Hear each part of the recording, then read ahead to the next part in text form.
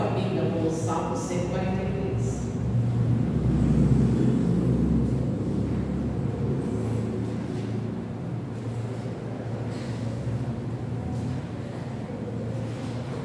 Vocês vão ver, não é brincadeira. A pessoa nega acontece essas coisas, meu Deus.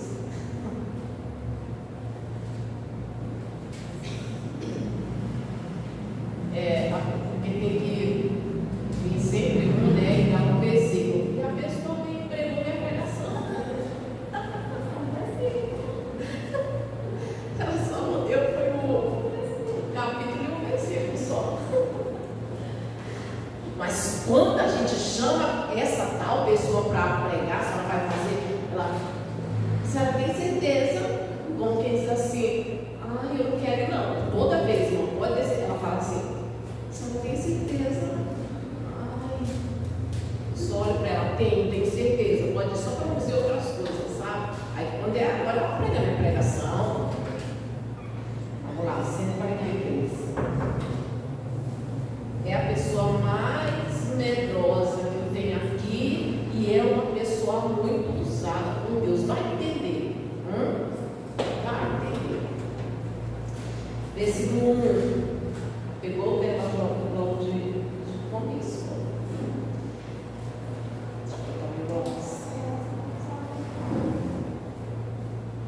Ok, vamos comentar algo rapidinho. E esse daqui é mais um salmo feito em momento de angústia, porque a maioria dos salmos de Davi foi feito em momento de angústia, momento de aflição, momento de sofrimento. E esse daqui é mais um salmo feito em momento de sofrimento, que é o 143. E aqui tem coisa muito bonita aí no versículo 1. Atende, Senhor, a minha oração, dá ouvidos às minhas súplicas, responde-me segundo a tua fidelidade, segundo a tua justiça. Pausa. E ele começa exatamente fazendo uma oração. Coisa linda, né? Ele passando por um momento de aflição, até que fim, né, Suzane, Samira, Márcia. E ele passando por um momento difícil.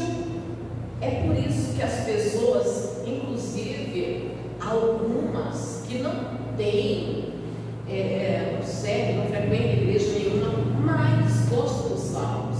A gente se identifica muito com os salmos, porque Davi foi um homem que enfrentou muitas lutas, muitas provações, e nesses momentos ele já dá para a gente um ensinamento. No momento do sofrimento, no momento da provação, as provações nos induzem a lugar de oração. A gente vê isso aqui, né? A gente vê isso. Com Davi como exemplo: tribulação, dificuldade, provação, aflição, elas nos induzem, nos levam ao lugar de oração. Irmão, tem que ser assim. Tem que ser assim. E aí, o que eu faço quando meu coração está apertado? Quando eu estou triste, quando eu estou cansado, quando eu estou aflito, passando por um momento difícil ou por um momento muito, muito difícil, o que eu faço? Vamos orar. A tribulação, ela dá lugar à oração.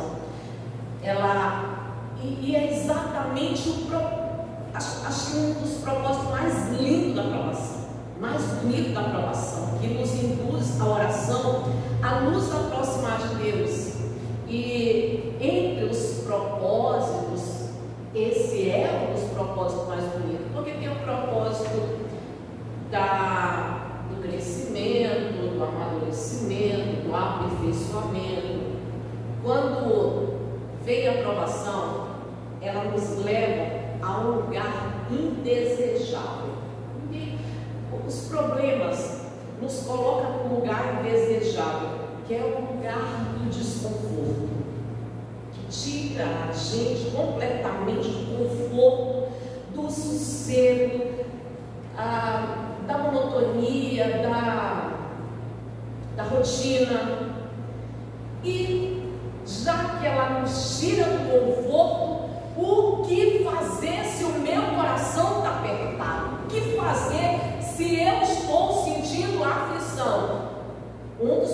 propósitos é a oração. E a gente vê isso aqui em Davi, né?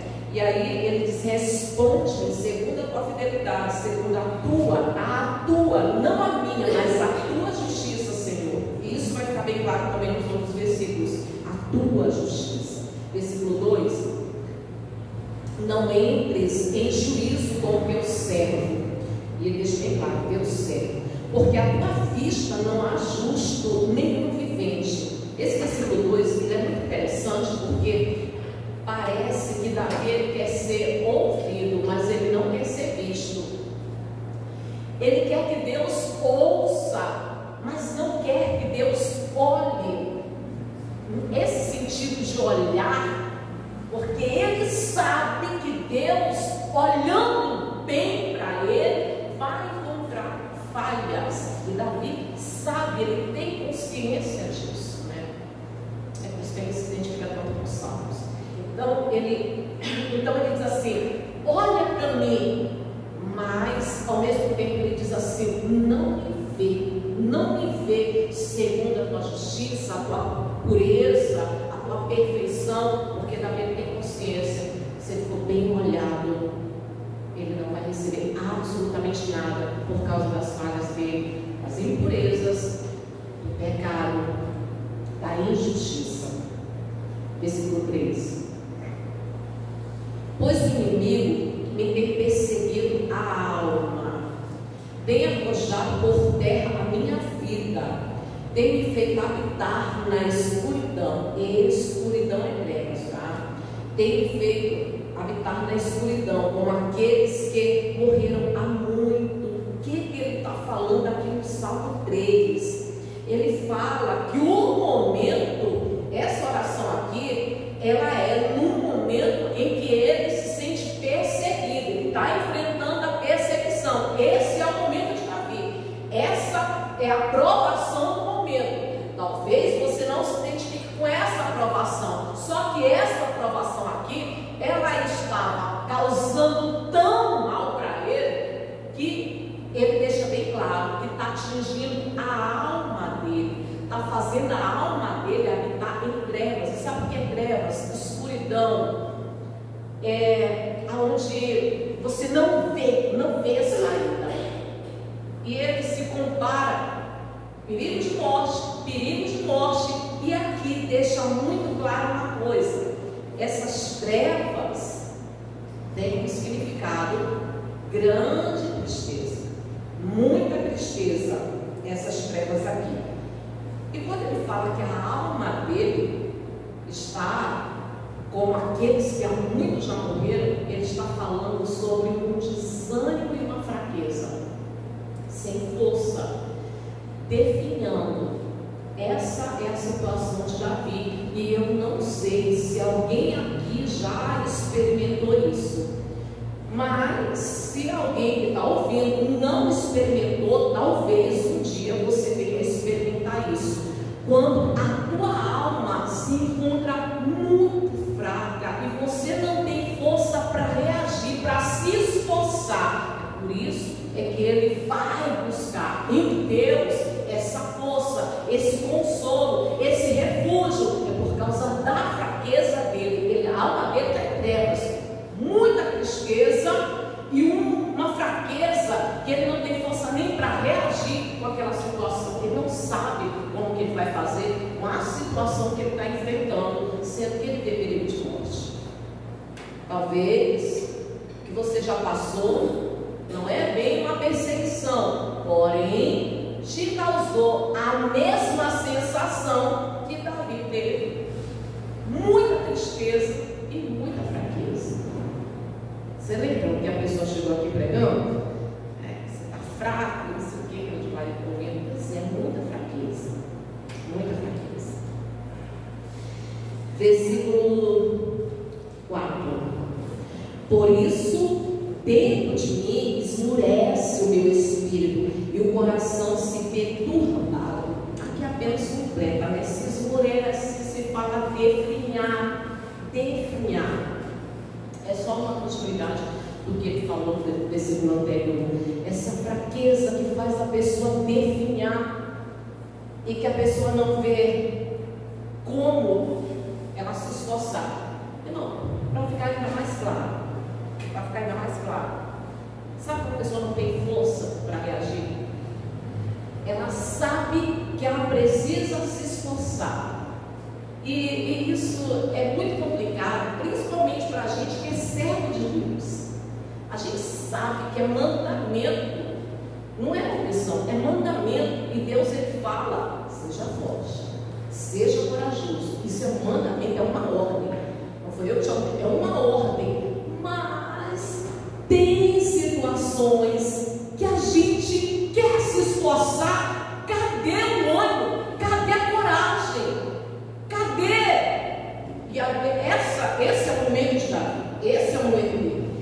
Ele sabia que ele tinha que se esforçar, só que ele não estava achando ânimo para se esforçar. Como que ele ia se esforçar? Cadê o ânimo? Cadê a coragem? Sem ânimo. Definhando. Esta era a situação de Davi. Não sei qual é a tua, mas alguém aqui estava prestando essa mensagem, porque você está ouvindo essa mensagem 2 vezes. Olha só. Quem aqui estava prestando essa mensagem? Versículo 5. Coisa maravilhosa aqui, irmãos. 5. Lembro-me dos dias de outrora. Penso em todos os teus feitos e considero nas obras das tuas mãos. A ti levanto as mãos, a minha alma anseia por ti como terra sedenta. Diga amém, Jesus. Amém. Coisa maravilhosa, coisa linda. Esta era a situação de Davi. E eu não sei se você já passou por isso, mas eu consigo entender perfeitamente esse versículo 5 e o 6. Por mais que você esteja fraco, definhando, sem ânimo, sem ver saída, quando você se vê numa situação que você é só tristeza, o que vai fazer? A quem recorrer? A quem pedir ajuda? O que fazer? Como fazer? E a coragem para levantar para ir atrás. Mas quando você lembra das obras de Deus, que Deus é maravilhoso, que Deus é bom, tudo aquilo que Ele já fez, todo o cuidado dele durante toda a tua existência, quando você reflete das maravilhas de Deus, você sente necessidade, vontade de se aproximar dele. É o que Davi está dizendo. E eu consigo compreender perfeitamente o que Davi está dizendo. Ele, apesar de tudo que ele estava sofrendo, mas em refletir nas maravilhas de Deus, nas obras de Deus, ele conseguia se aproximar de Deus. Amém, Jesus. Versículo 7. Dá-te depressa, Senhor, e responder-me. O Espírito me desfalece. Não me escondas a tua face, para que eu não me torne como os que baixam a cova.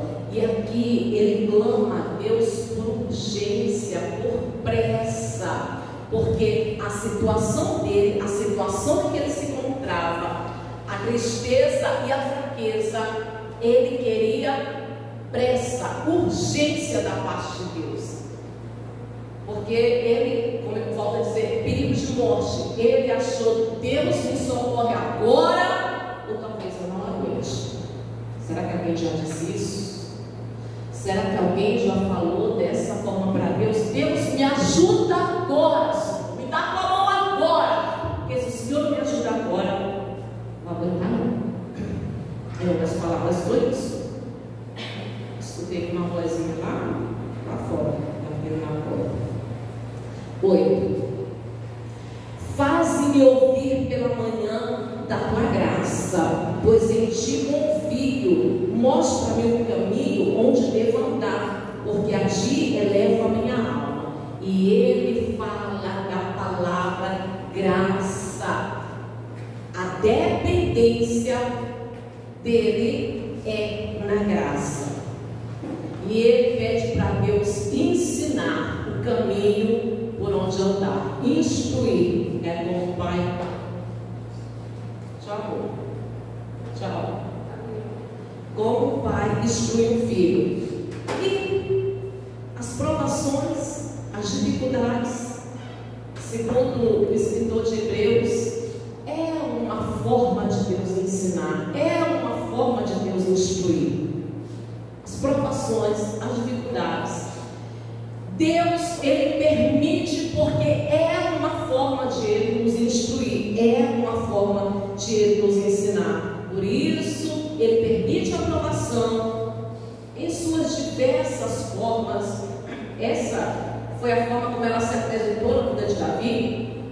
Se apresentou muitas de outras formas na família,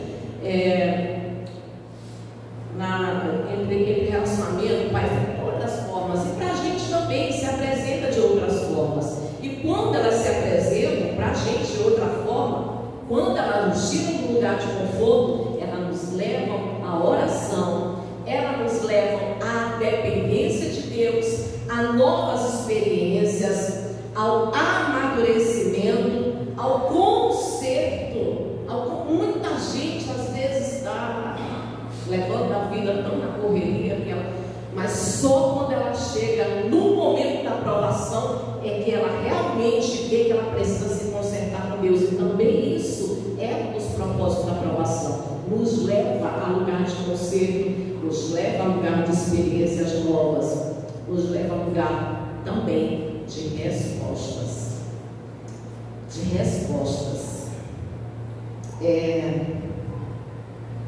Eu vou repetir. E ao amadurecimento, Davi quer ser instruído, Davi quer ser ensinado. Eu também quero ser instruído, eu também quero ser ensinado. E muitas formas de Deus me ensinar vieram através das dificuldades, do sofrimento, das provações. E se você quer ser instruído por Deus, muitas formas de Deus te instruir, te guiar, vai ser por meio da provação, da tribulação, do sofrimento, que vai te levar a uma dependência e vai te levar a se aproximar de Deus e a amadurecer. Você pode ter certeza. Preciso repetir de novo? Eu preciso repetir de novo. A gente amadurece muito mais em tempos de dificuldade do que em tempos de bonança. Versículo 9, né? Livra-me, Senhor, dos meus inimigos, pois em ti me refugio. Ensina-me a fazer a tua vontade, pois tu és o meu Deus. Guia-me o teu bom espírito por terreno plano. Apenas continuando o que a gente acabou de ler, que é o 8. E o 11, olha só, irmãos. Vivifica-me, Senhor, por amor do teu nome, por amor da tua justiça. Tira da tribulação a minha alma. Dá certinho com 12 também, então a gente completa logo. E por tua misericórdia dá cabo dos meus inimigos, e destrói todos os que me atribulam a alma, pois eu sou teu servo. Vivifica-me, me dá nova vida, me renova, me dá vida nova. Vivifica-me, Senhor. Mas Ele pede não por Ele, e Ele não usa nenhum outro meio para apresentar a Deus, porque Ele não vê absolutamente nada nele, perto dele, nada que possa conciliar com a justiça de Deus. Então Ele usa o quê? Por amor do teu nome, não por mim. Em outras palavras, eu não mereço. E eu não tenho nada que possa conciliar com a tua bênção, com o teu favor. Então, faça, mas faça por amor do teu nome. Então, ele usa o nome de Deus, que é uma forma de mover a Deus.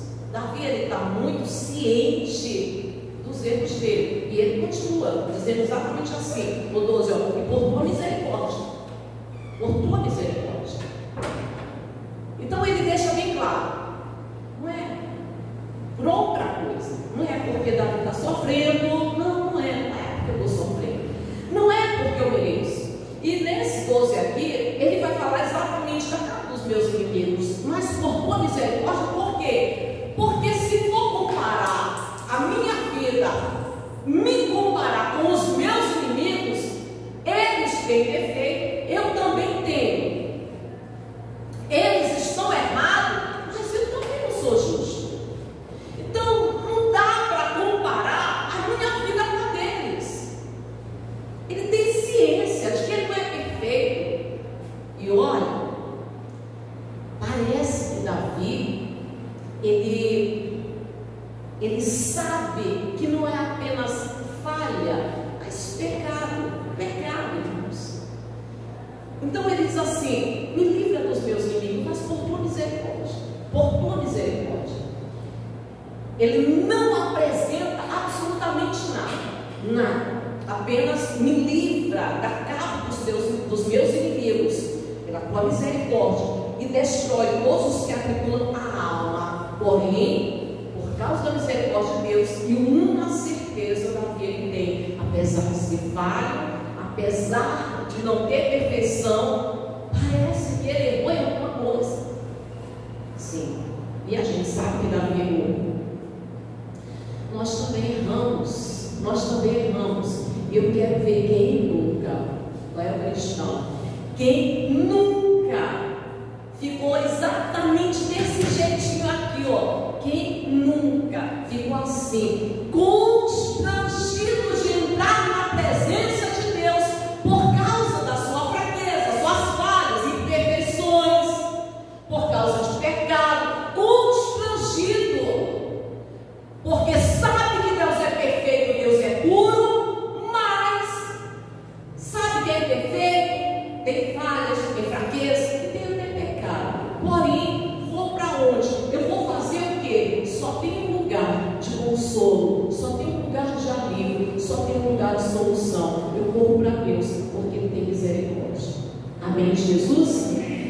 E Davi, ele correu para Deus, porque Deus tem misericórdia. A gente também, em momentos de dificuldade, sofrimento, tribulação, quando a gente está cansado, sentindo a alma definhar. Cadê o ânimo? A gente tem que reagir, mas cadê o ânimo para reagir? Em Deus a gente encontra a força. E é o que a gente vai fazer agora em nome de Jesus. Se coloca de pé. Você está abençoado 2 vezes. Louvado seja Deus. Feche os teus olhos. Vamos orar.